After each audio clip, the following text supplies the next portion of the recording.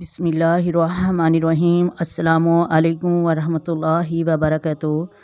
محترم ناظرین، آج کی اس ویڈیو میں ہم آپ کو بتائیں گے 5 وقت میں ہم استری کرنا گناہ ہے۔ کبھی بھی ان 5 وقتوں میں ہم استری نہیں کرنی چاہیے۔ شادی شدہ جوڑے اس ویڈیو کو ضرور سنیں۔ محترم ناظرین، آپ کو بتاتے ہیں کب کب بیوی سے ہم استری کرنا جائز نہیں۔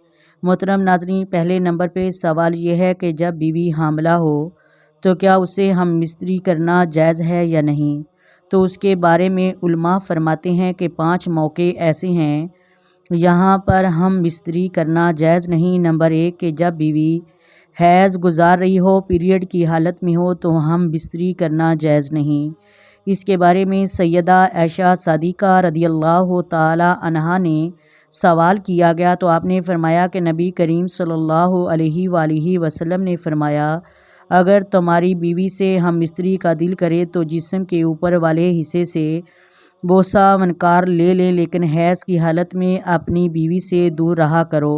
اور قرآن پاک میں بھی اس کا ذکر ہے، دوسرے پارے میں ذکر ہے کہ جب تمہاری بیویوں کو حیض آیا ہو تو تم اپنی بیویوں سے دور رہا کرو۔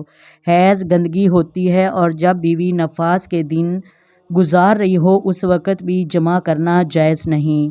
نمبر 3 روزے کی حالت میں، چاہے وہ نفلی روزہ ہو یا فرضی روزہ، میاں بیوی میں جس نے بھی روزہ رکھا ہے اس کے ساتھ ہم استری کرنا جائز نہیں۔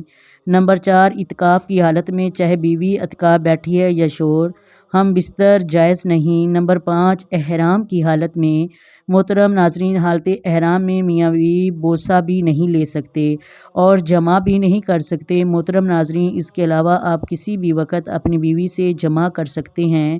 اب رہا مسئلہ کہ حاملہ عورت کے ساتھ جمع کیا جا سکتا ہے یا نہیں، تو اس کے بارے میں کہا جاتا ہے کہ اگر ڈاکٹر کہیں کہ آپ کے بچے کو کچھ نقصان ہو سکتا ہے، آپ کی بیوی کو کچھ نقصان ہو سکتا ہے تو پھر نہیں کیا جائے گا، لیکن اگر کچھ بھی نہیں تو آپ اپنی بیوی سے صحبت کر سکتے ہیں۔ ویڈیو اگر اچھی لگے تو لائک کریں، شیئر کریں، سبسکرائب کریں۔ آئے مل کر آقا دو عالم نور مجسم سرور کائنات سے دعا کرتے ہیں کہ اللہ تبارک و تعالی ہم سب کو میرے آقا صلی اللہ علیہ وسلم کے فرمان پر عمل کرنے والا بنائے، حدیث و قرآن پہ عمل کرنے والا بنائے، حق اور سچ پہ عمل کرنے والا بنائے۔ اللہ تبارک و تعالی امت محمدیہ کو بار بار مسافر مدینہ بنائیں۔